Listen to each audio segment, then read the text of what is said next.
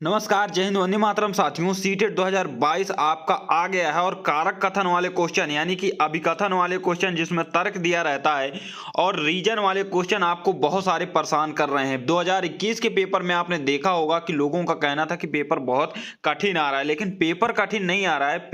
Paper का level बदल गया, क्वेश्चंस बदल गए हैं और ऐसे प्रश्नों को सॉल्व करने के लिए आज एक ऐसी ट्रिक आपको बताने वाला हूं कि आप देखते ही एकदम टिक लगाएंगे और चुटकियों में पेपर को सॉल्व करेंगे। तो दोस्तों, सबसे पहले आप देखिए पेपर का लेवल जो बदला है उसमें कैसे प्रश्न पूछे गए हैं। ये जो आपको क्वेश्चन दिखाया जा रहा है, ये क्वेश्चन आपका 11 जनवरी का क्वेश्चन है जो कि 2022 के पेपर में आपका आया हुआ था। अब बात करते हैं, अब देखिएगा यहाँ पर क्वेश्चंस को आप इंग्लिश और हिंदी दोनों माध्यमों में इस क्वेश्चन को देख सकते हैं। इसमें एक कथन दिया गया है, कहा गया है एक बच्चे का विकास की जो प्रगति होती है उसी उम्र के बच्चों के विकास की दर से तुलना करने पर सटीकता से मापा जा सकता है। और उसका जो तर्क है यहाँ पर दिया गया है कि विकास का स्वरूप व गति बच्चों के एक समान होता तथा सांस्कृतिक परिवेश में भी एक समान रहता है, यानी कि इन्वायरमेंट में भी एक रहता है।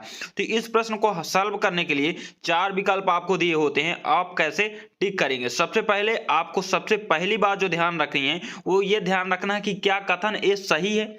तो एक बच्चे की कह रहा है विकास की प्रगति उसी उम्र के बच्चों के विकास से तुलना करने पर, यानी कि आपका विकास और आपके भाई का विकास, यदि आपका भाई और आपका एक उम्र सेम है तो क्या आपका विकास दोनों का सेम रहेगा? यहीं पर ये गलत हो जाता है।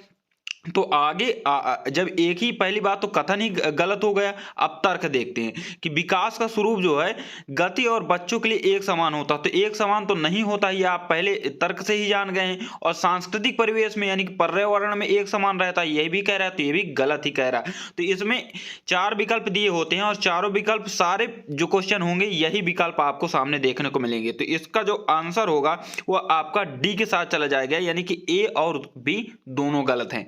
इसके बाद आपको एक जबरदस्त ट्रिक भी आपको देखने को मिलेगी।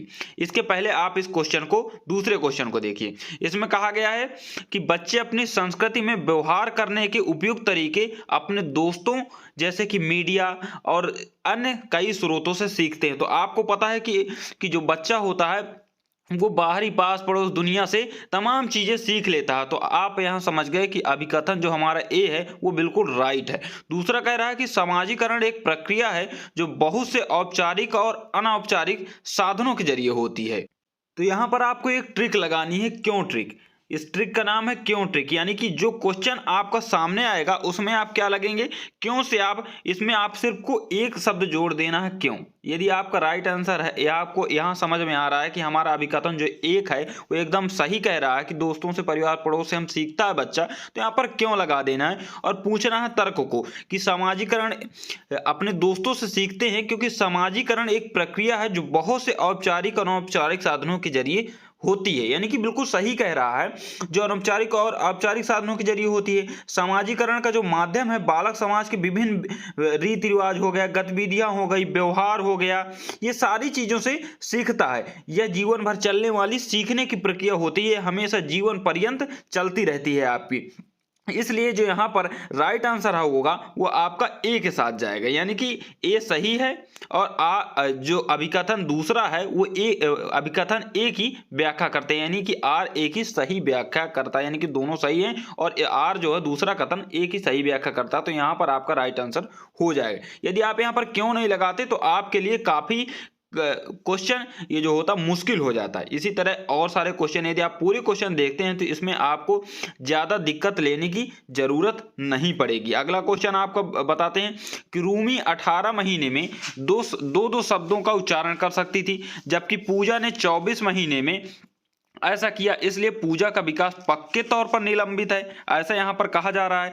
तो अब अभिकथन ए को आपको सबसे पहले यहां पर समझना होता है कि अभिकथन ए हमारा पूछ क्या रहा है और कहना क्या चाह रहा है। तो अभिकथन ए हमारा कहता है कि 18 महीने में कोई बच्चा सीखता है और वहीं पर दूसरा जो बच्चा है वो 24 महीने में उतना ही सीखता है। यहाँ पर कहने का मतलब ये है कि दो शब्दों का उच्चारण कर सकती थी, जबकि पूजा ने 24 में यही चीजें की।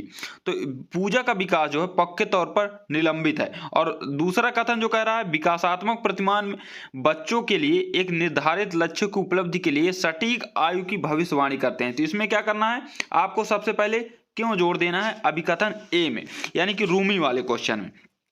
रूमी जो है 18 महीने में वही उच्चारण करती और उसने क्या है 24 महीने में किया। क्यों? विकास की जो गति होती है वो असमान गति से होती है, यानी कि असमान गति का सिद्धांत यहाँ पर आपको दिया गया है। किसका दिया गया है? असमान गति के सिद्धांत के अनुसार। ये सिद्धांत क्या कहता है कि इन्हीं दो व्यक्तियों में विकास की जो दर होती है एक समान नहीं होती, यानी कि जो अभिकथन एक था आपका, ये भी आपका गलत होता है। यहीं पर इसी प्रकार अब दूसरा कारण आपका देख लेते हैं।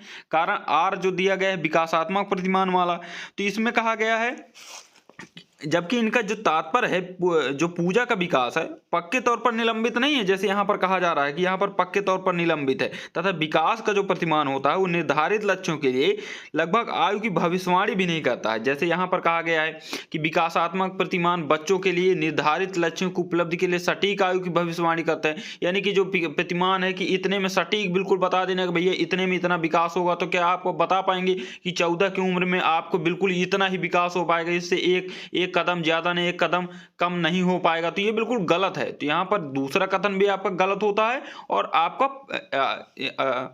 असमानता सिद्धांत के अनुसार पहला कथन भी गलत होता है। तो ए और यहाँ पर 4 नंबर में आप जाएंगे, ए और आर दोनों गलत हैं। राइट आंसर आपका 4 के साथ चला जाएगा। अब अगला सवाल देखिएगा। अगला सवाल कह रहा है अभिकथन ये कह रहा है कक्षाओं में लड़के और लड़के जो है गणित और विज्ञान में लड़कियों से कहीं बेहतर प्रदर्शन करने की क्षमता रखते हैं। तो आप समझते हैं कि भैया ये एक क्वेश्चन जो है बिल्कुल आउट है, यहाँ से क्वेश्चन आना ही आना है, बिल्कुल 100% हर एक पेपर में ये क्वेश्चन आपका आता है, बस पेपर में कुछ पैटर्न चेंज कर देता है। यानी कि ये क्वेश्चन जो कह रहा है आपका रूढ़वादिता से है कि लड़के बेहतर हैं लड़कियां कमजोर हैं, तो बिल्कुल ये आप समझ जाना है कि जहां पर ऐसी भेदभाव वाली हीन भावना वाली बात की जाए तो वहां पर वहीं पर गलत होता है। तो अभिकथन ए गलत हो गया।